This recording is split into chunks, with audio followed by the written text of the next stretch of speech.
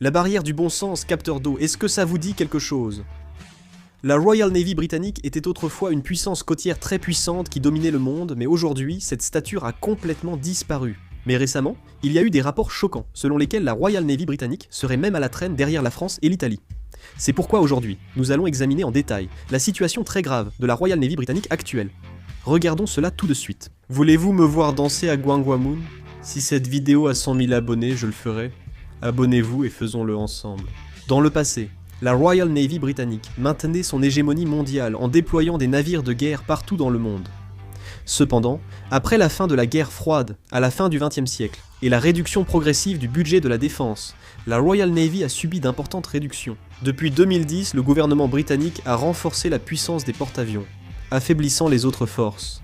Ainsi, la Royal Navy a une structure risquée centrée sur ses navires. Examinons la puissance actuelle de la Royal Navy. La Royal Navy compte 2 porte-avions. Queen Elizabeth, 2 navires de débarquement. Albion, 3 B6. Destroyer type 45 et 9 frégates type 23, dont 2 en réserve. La Royal Navy aligne 8 navires River et 16 patrouilleurs Archer, démontrant une puissance navale impressionnante. La Royal Navy renouvelant sa flotte. On voit coexister navires anciens et nouveaux. La Royal Navy fait face à une baisse rapide du nombre de navires de combat, tandis que les porte-avions dominent largement sa puissance navale. Dans la Royal Navy, les porte-avions comptent pour 59% du tonnage des navires de combat, contre 47% dans l'US Navy, montrant la forte dépendance britannique à ces navires. De plus, le nombre de navires diffère fortement. Actuellement, la marine américaine possède un total de 11 porte-avions, 10 de classe Nimitz et 1 de classe Gerald R. Ford. Avec ces 11 porte-avions, ils représentent 47% du tonnage total. Mais le problème, c'est que, comme je l'ai mentionné tout à l'heure, la Royal Navy atteint 59% du tonnage total de ses navires de combat, avec seulement 2 porte-avions de classe Queen Elizabeth. C'est un problème grave. La part des porte-avions dans la Royal Navy est trop élevée, alors qu'ils en ont peu.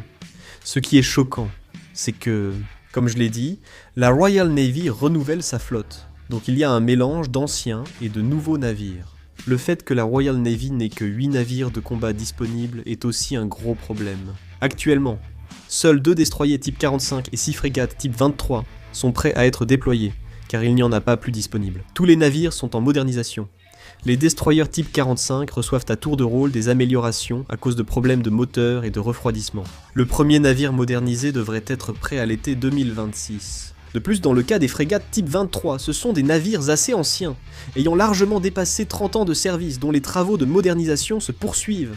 La Royal Navy britannique a tout misé sur ses porte-avions, au point qu'il ne lui reste quasiment plus qu'eux. Peut-être que d'autres pays, pas seulement la Royal Navy britannique, connaissent une situation similaire. Examinons aussi les autres pays européens. Focalisons-nous sur les pays dotés de porte-avions. La marine française possède un porte-avions, 3 porte-hélicoptères d'assaut, 10 destroyers et 11 frégates, soit 25 navires de combat. La marine italienne dispose d'un porte-avions, 3 porte-hélicoptères, 3 destroyers et 14 frégates. La marine espagnole a aussi un porte-avions, 2 navires de débarquement et 11 frégates. En apparence, ils maintiennent une flotte de taille similaire à celle du Royaume-Uni. Mais comme je l'ai mentionné, la Royal Navy ne dispose actuellement que de 8 navires opérationnels. En France, Italie et Espagne, la part des autres navires de combat est aussi élevée que celle des porte-avions. Observons cette répartition. Dans la marine française, les porte-avions sont 20% de la flotte contre 59% pour la Royal Navy. Même si l'Europe est critiquée pour la réduction de ses budgets de défense, seule la Royal Navy présente une structure anormale, avec une proportion exceptionnellement élevée de porte-avions. C'est clairement un gros problème. La raison pour laquelle la Royal Navy a évolué de manière aussi déséquilibrée est simple. Ils ont dédié tout leur budget et leur personnel aux porte-avions. C'est parce que le maintien de 2 porte-avions de la classe Queen Elizabeth et la constitution des groupes aériens nécessaires à leur embarquement exigent énormément de budget et de personnel. C'est pour cette raison qu'ils ont commencé à réduire la proportion des autres navires de combat. Par exemple, le porte-hélicoptère d'assaut de classe Ocean a été retiré du service après seulement 20 ans, et les navires de débarquement de classe Albion seront également retirés après un peu plus de 20 ans d'utilisation. Comparé à la marine américaine qui exploite ses navires de débarquement pendant plus de 40 ans, c'est une période très courte. C'est vraiment comme s'ils les utilisaient à peine avant de s'en débarrasser. Et le ministre britannique de la Défense a même déclaré que ces navires de débarquement étaient pratiquement à la retraite, montrant ainsi qu'ils abandonnaient effectivement les navires de débarquement. Ils ont réduit de moitié la durée de service des autres navires, pour exploiter le porte-avions, ce qui semble poser de nombreux problèmes. La marine britannique fait face à de graves problèmes, dont un manque de personnel.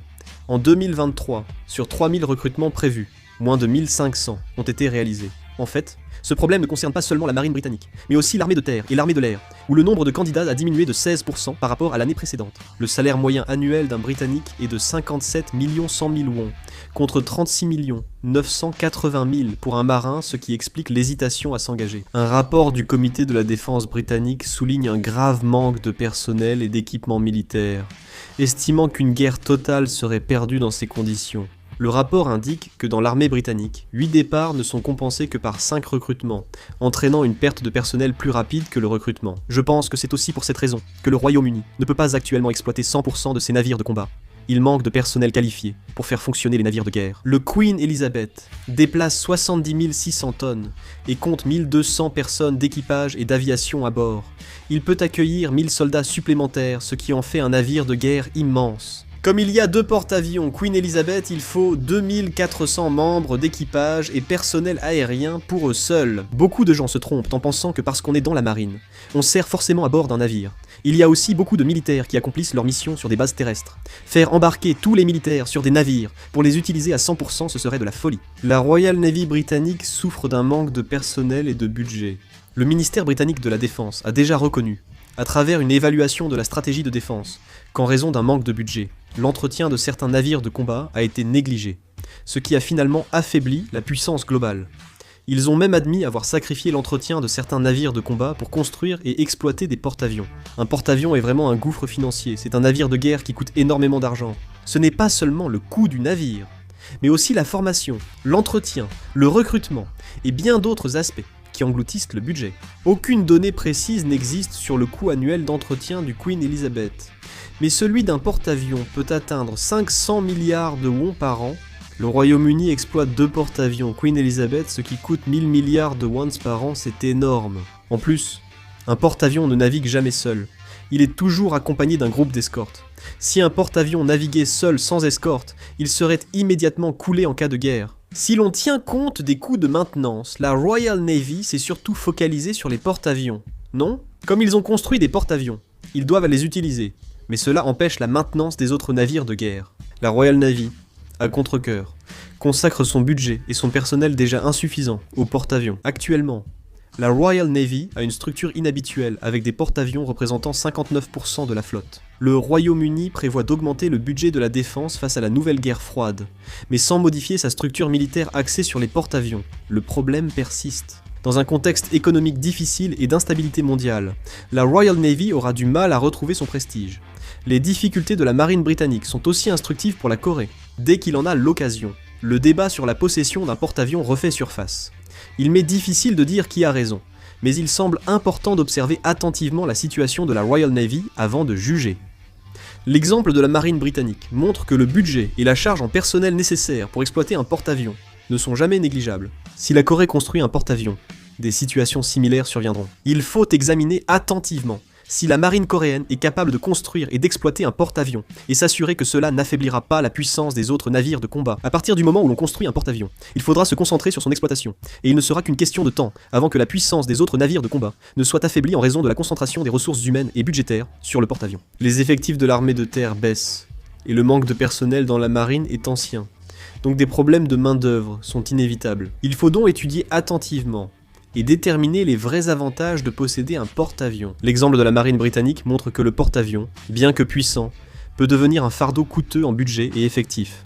L'exploitation d'un porte-avions exige plus que sa construction. Une stratégie navale complète est nécessaire. Pour que la marine sud-coréenne n'emprunte pas le même chemin que la marine britannique, il est nécessaire d'examiner attentivement la question des porte-avions.